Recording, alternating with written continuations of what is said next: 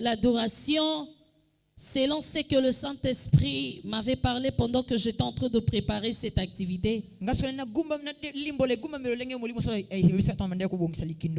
L'adoration est un état d'esprit discipliné, ordonné et disposé de reconnaître la grandeur de son Créateur. Amen. Amen. Je me répète en disant ceci.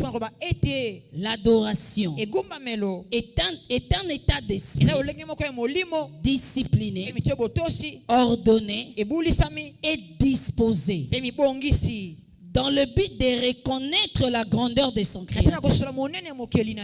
Bien aimé dans le Seigneur, si cette femme est arrivée à faire une conversation avec une personne qui ne connaissait pas, cette personne-là c'était Jésus. Et la femme visait plus le lieu qu'il devait adorer. Mais Jésus voyait plus loin. Où il n'y aura plus besoin d'adorer dans le lieu, mais adorer dans le cœur.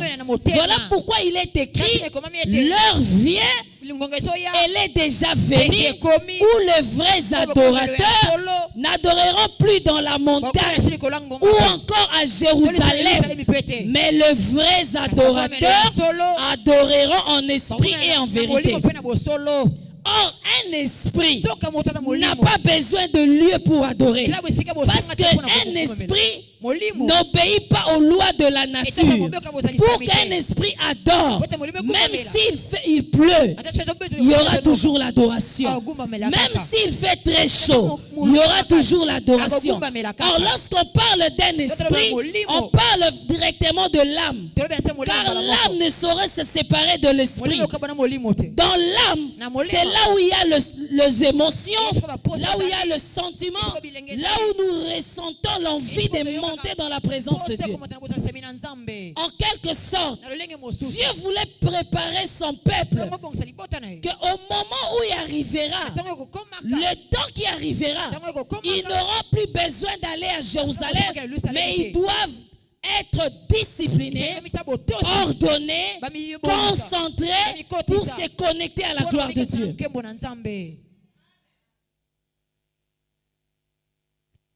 L'adoration. Pourquoi ça exige la discipline? Parce qu'on ne peut pas adorer n'importe comment. Amen. Amen.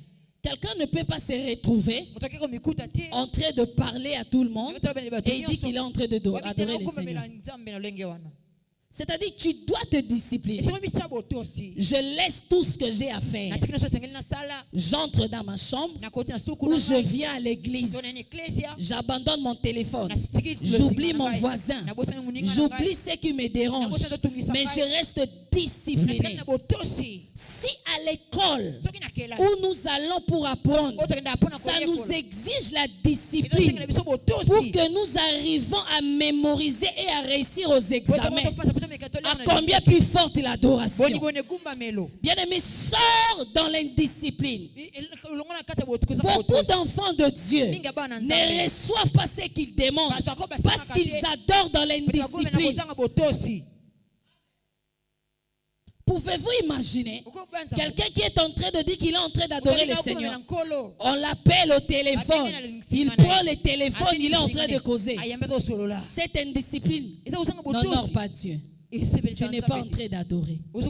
Si tu savais la personne que tu étais en train d'adorer, tu mettras des disciplines dans ton adoration.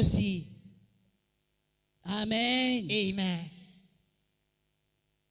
Pour certaines religions, ils prennent une certaine position.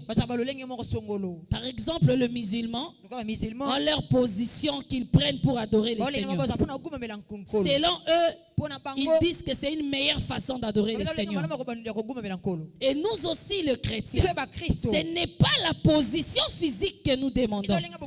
Mais Dieu attend la position de ton cœur. Bien aimé dans le Seigneur, le frère Isaac peut chanter plus de 100 chansons. Mais si ton cœur n'est pas discipliné pour recevoir l'adoration, tu es en train de perdre ton temps. Je suis là pour préparer juste ton cœur. Je n'ai pas beaucoup de temps. La deuxième chose de l'ordre. J'ai toujours dit, l'être le plus ordonné du monde, c'est Dieu. L'être suprême qui est notre Dieu. Il est la personne la plus ordonnée. Voilà pourquoi même lorsqu'il s'agissait de la création, il n'a pas créé toutes choses en un seul jour. Il a eu à faire un plan, jour par jour. Il est en train de mettre de l'ordre. Aujourd'hui, je vais tenir ceci. Aujourd'hui, je vais créer ceci. Jusqu'au 7e jour, il se reposa. Dieu n'est pas indiscipliné. Dieu n'est pas désordonné. Or, la Bible dit, nous avons été créés à l'image de notre Créateur. Parce que tu es créé à l'image de ton Créateur, l'ordre doit être prioritaire dans ta vie. Si tu es désordonné, tu n'as pas Dieu.